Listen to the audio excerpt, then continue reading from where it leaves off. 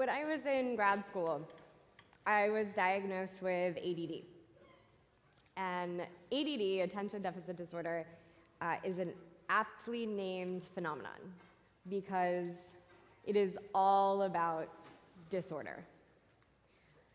Growing up, my room was never clean, as my mom can attest. My filing system to this day can best be described as that pile. And at TJ, that chaos in my brain translated to having a lot of academic difficulty in subjects like math and chemistry and physics. Basically, any science that involved very orderly and mathematical, methodological problem solving, I lost my way. I would forget what step I was on. I would be distracted by a lot of things, but one of them was possibilities. Was this the right method of solving this problem? Was this the right equation, the right formula? And a lot of people with ADD struggle in school because of how orderly and mechanistic our system of education is. Education, in many ways, is about taking really complex things and subjects and simplifying them so that we can teach them. And there's nothing wrong with that. That's kind of what we have to do. But the unintended consequence of that education system is that it conditions us to recoil from disorder. It teaches us to find chaos threatening.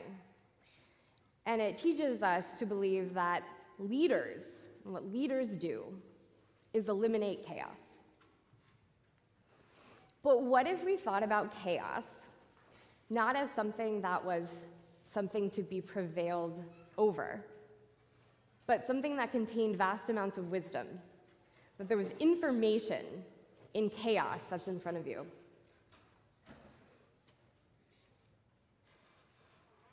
I study organizations, and when I started doing that, when I started learning about organization development, which really just going into an organization, helping an organization transform and change according to whatever their vision is,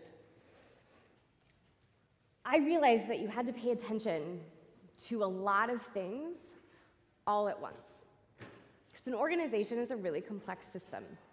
There are people, there's the structure, there's the environment in which the organization operates. If it's a company, there's the market. You have to keep your eye on a lot of different things going on all at the same time. And it turned out that my brain was pretty good at that. The same thing that made my brain really bad at trigonometry made it pretty well suited to coming into an organization and keeping my eye on a lot of different things in order to figure out an intelligent intervention strategy. Organizations are complex systems, as I said, and they require systems thinking. Now, systems thinking is it's derived from biology, actually, the general systems theory. I don't know if anybody of you know this guy. It's Ludwig von Bertalanffy. And he was an Austrian biologist who, in studying the systems that are in nature, really learned and sort of proposed in general systems theory that they apply to everything. Everything is connected to everything. And everything is enormously complex, and the only way to really understand those things is by thinking of them as systems that all affect each other, right? One thing you have to understand about general systems theory, is that, one, systems are self-organizing. Sorry, drinking water. It's not one of those things I do well, apparently.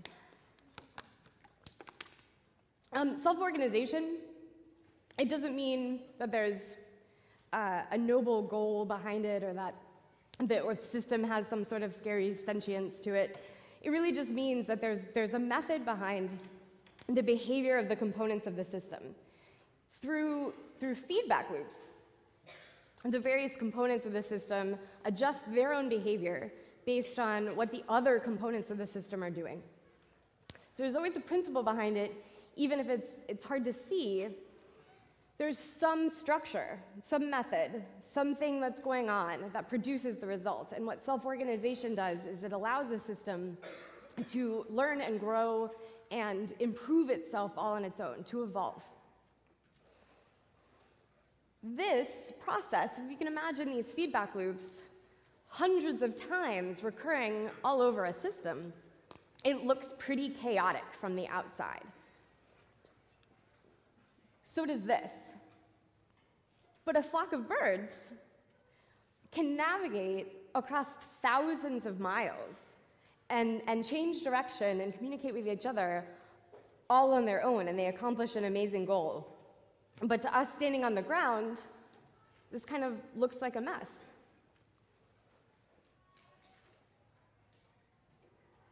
Leadership is really about thinking of the system you're in most cases a human system, as a system just like any other system. And many systems look chaotic on the outside. Here's an example. It's actually an example of a river, not at all a human system, but a system nonetheless. It's the Mississippi River. In 1927, the Mississippi flooded, and it was a disaster. And the Army Corps of Engineers spent most of the 20th century, really, the decades after that, trying to control the river, damming it off, creating a system of levees, really to prevent that disaster from happening again. What they didn't know at the time and didn't really appreciate was that a system around a river, one of its functions is building land. So a river starts at a source in the mountains and carries silt down to the mouth of the river where the larger body of water is going to erode its shores away. The river, in turn, will replace that, and that's how the system works. Except when you interfere and impose control on a system, and in this case, what we did here, damming off the Mississippi, is where it used to flow out and go all over the place and create streams and bayous down in southern Louisiana. It's now kind of way more controlled, managed, just to avoid that one problem of the flood. The problem with that is that the land building function is now disrupted, and the state of Louisiana loses an average of a football field's worth of land every hour. In August, we will mark the 10th anniversary of Hurricane Katrina. One thing about Hurricane Katrina that's really important to know is that prior to this control mechanism that we put on the Mississippi River, there was a lot more land building function going on, and there was a lot more land between New Orleans and the surrounding parishes that served as a buffer against hurricanes. It's gone now. It was a failure to understand and to appreciate the chaos in the system and what the chaos was actually doing. The attempt to control the chaos in the Mississippi created unintentionally the grounds for another disaster of a different kind. What leaders can learn from this example is that control is an illusion. The system will resist control in a way that creates problems elsewhere, somewhere down the line. In other words, imposing control, imposing your own sense of order, is a short-term strategy that might work, but it is long-term unsustainable. My challenge to you, because everybody in this room is a leader, is to have the patience to sit back and appreciate chaos, to study it, to not try to control it, to resist the urge to put order around disorder.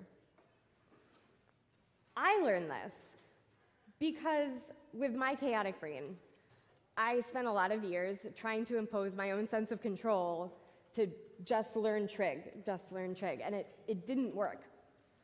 But when I started to understand and study it and figure out how it worked, and not work against it, but work with it, I found a subject and a discipline and a field and ultimately a profession that really fit with it. The greatest lesson of my professional life has been just that, learning how to look at a system that looks chaotic from the outside and appreciate the wisdom that's in it. As leaders, when you find chaos and you find disorder, be patient, resist the urge to put order around it, and you will probably find the method in the madness. Thank you.